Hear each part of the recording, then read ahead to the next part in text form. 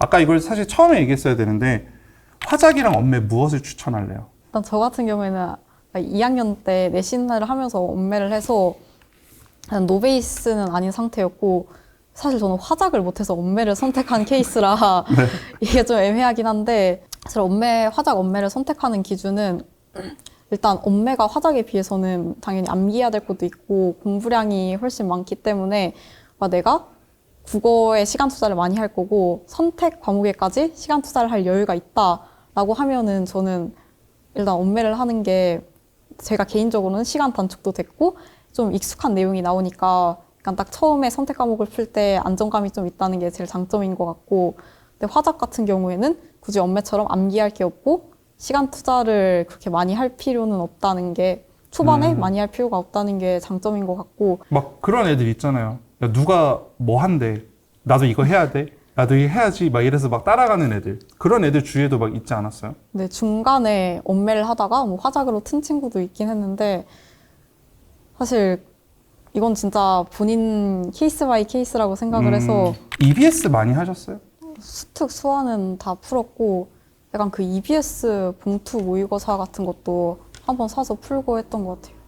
수특수한 내신 때문에 또 1학기 때 많이 했죠. 네.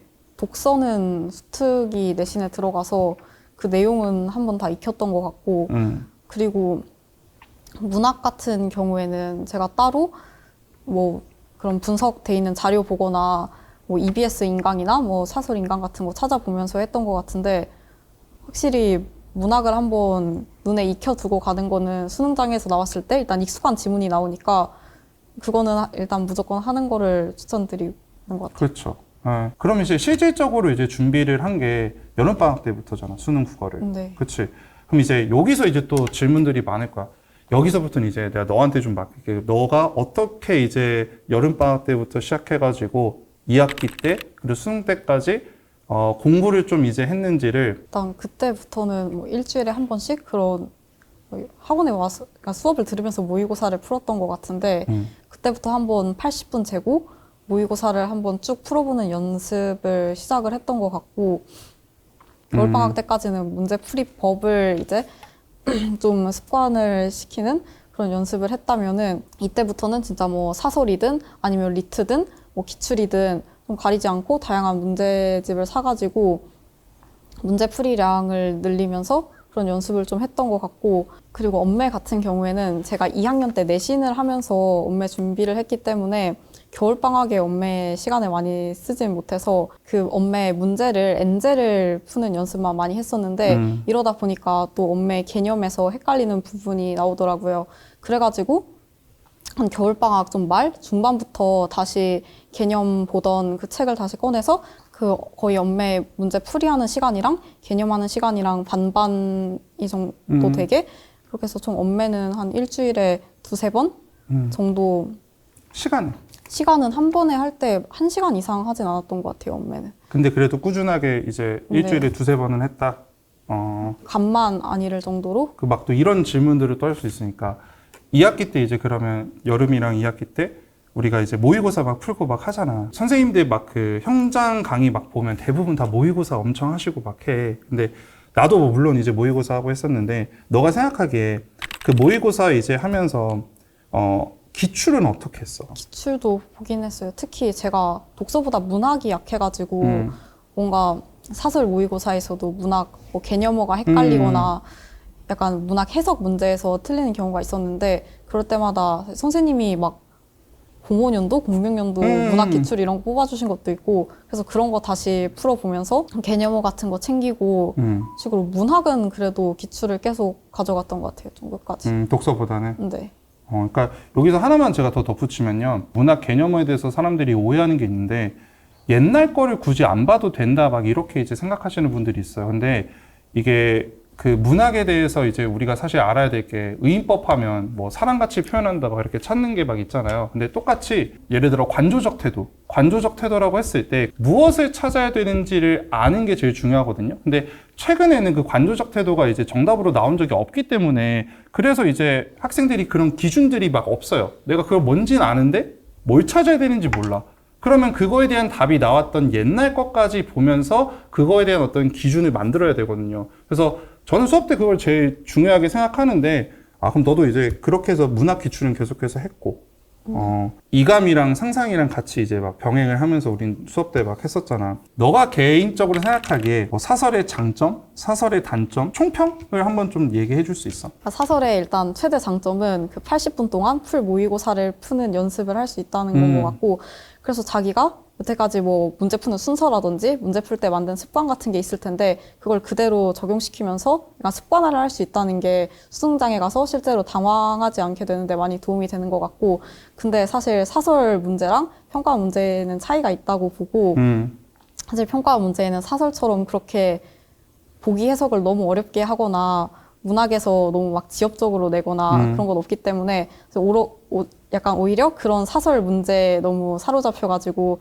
내가 이 유형을 뭔가 마스터를 해야겠다 이런 식으로 가면 오히려 평가원이나 그런 수능에는 좀 오히려 악영향이 있을 수 있다고 보고, 사설은 그 뭔가 점수를 내고 그걸 오답을 내가 완벽하게 하는 것보다 그냥 80분 동안 내가 이 풀 모의고사를 감당할 수 있나 이거를 체크하는 게 제일 좋다. 네. 그러니까 제가 여기 이제 좀 더 요약을 하면, 나중에 이제 한 8월, 9월 그때부터 사설을 제대로 풀 때 학생들이 진짜 사설 풀면서 점수가 안 나온다고 엄청 울어요.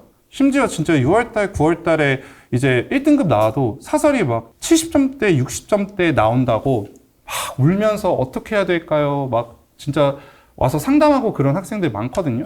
근데 제가 수업 때 항상 이제 그런 게, 사설 점수는 신경 쓰지 말아라. 어차피 이거는 그냥 내 멘탈이고, 그 다음에 멘탈 그 대비용이고, 80분 동안의 연습용이지, 이건 그 이상 그 이하도 아니다라고 맨날 저 수업 때 얘기했잖아요. 그쵸? 그러니까 이렇게 이제 가셔야 돼요. 사설은 근데 그렇다고 해서 안 풀면 또 그래. 왜? 연습용 할 게 딴 게 없거든. 그래서 그 정도만 하시고 이제 넘어가시면 돼요. 또 궁금한 건 또 이제 잠자는 거. 그러니까 사실 컨디션 관리가 제일 중요한데, 그건 컨디션 관리는 어떻게? 그런 시간 같은 거는 수능 한 달? 3주 그 정도 남겨두고 시작을 했던 것 같은데, 일단 정확히 한 7시간 정도 자려고는 했고, 근데 이런 시간을 뭐 다른 사람 거고 보고 맞추는 것보다 본인이 학교에 가서 8시 반부터 시작을 하는데, 일단 국어를 풀 때 정신이 딱 또렷하게 깨어있고 내가 지금 문학이나 뭐 독서 지문을 읽어도 이게 안 튕긴다라고 하는 게 제일 중요하니까 그때 본인 상태를 체크를 해보고 그렇게 수면 시간을 조절을 하는 게, 본인한테 맞게 조절을 하는 게 필요한 것 같아요.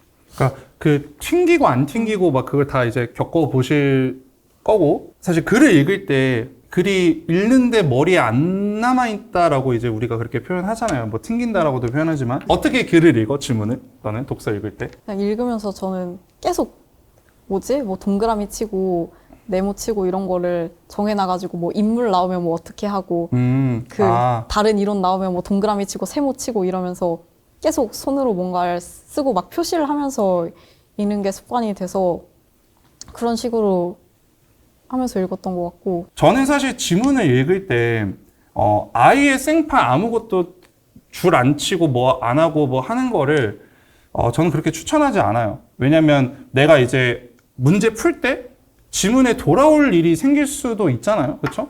뭐 실제 너도 지문 읽고 나서 문제 풀 때 그냥 지문 한 번만 딱 읽고 그냥 문제 곧바로 그냥 다 풀어? 네, 다시 돌아오죠. 내용 일치 같은 거는 그치? 오락가락하고. 네. 그러면 내가 이게 이게 맞았나라고 했을 때 다시 돌아가잖아.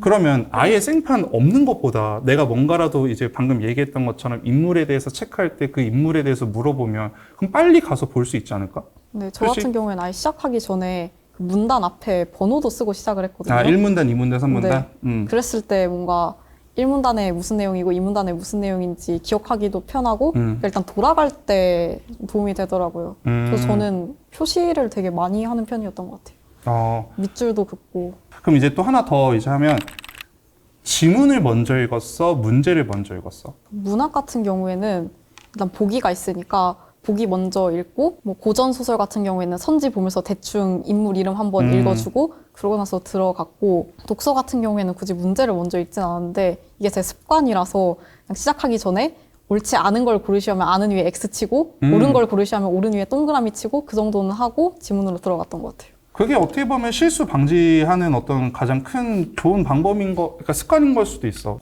수능 국어를 했을 때 너가 생각하기에 너의 제일 큰 약점? 그러면 그 약점을 막 극복하기 위해서 이제 무슨 어떤 뭐 행동들, 방법들을 했는지를 한번 좀 얘기해 줄 수 있어? 제일 약한 부분은 그래도 문학이었던 것 같고, 특히 문학에서, 현대 문학에서 그런 뭐 시나 소설의 복이고 의미를 해석하는 부분에서 뭔가 처음에 답이 안 보이고 답이 다 맞아 보이면 거기서 막 멘탈이 깨지고 못 넘어가고, 그런 게 제일 제 약점이었던 것 같은데, 사실 그런 거를 극복했던 방법은 약간 좀 행동 약간 패턴을 만든다고 생각을 해서, 일단 처음에는 주제에 어긋나는 걸 찾고, 주제에 어긋나는 데서 답이 없으면 약간 내용일치 문제일 수 있겠다라고 틀어서 내용일치를 보는 식으로 이렇게 계속 약간 문제의 포인트를 좀 전환을 하면서 풀었던 게 좀 멘탈 관리에도 도움이 됐던 것 같고, 너무 한 문제에 오래 잡혀있지 않게 하는데 그런 게 도움이 됐던 것 같아요. 자, 그래도 어쨌든 이게 또 제 채널에서 또 제 그 정규를 들었던 학생이잖아요. 그러면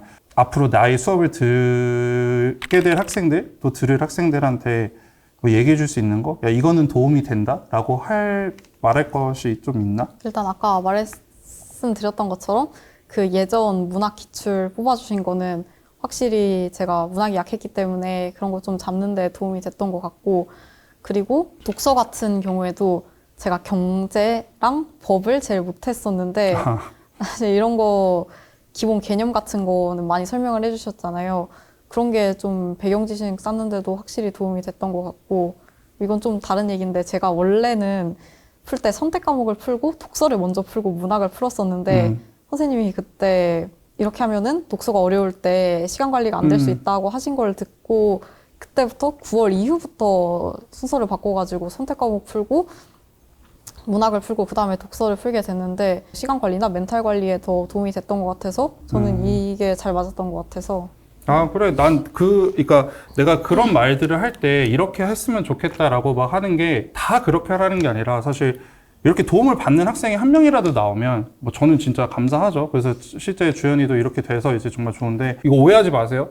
이 사람도 이렇게 했으니까 나도 그렇게 무조건 해야지. 그러지 말고 자기한테 맞는 그런 방법들이 있어요. 그러니까 그 방법들은 나중에 오셔가지고 뭐 저랑 뭐 상담을 하든 아니면 얘기를 하든 하면 되니까, 얘는 이렇게 했구나 라고 정도만 이제 생각하시면 되고, 그럼 이제 결국 마지막으로 이제 우리 앞으로 이제 힘든 고생의 길을 겪게 될 우리 26 수능을 준비하는 이제 학생들한테 뭐 당부의 한마디나 그래도 뭐 하고 싶은 한마디 있으면 간단하게 하고 오늘 마무리하면 좋을 것 같아서.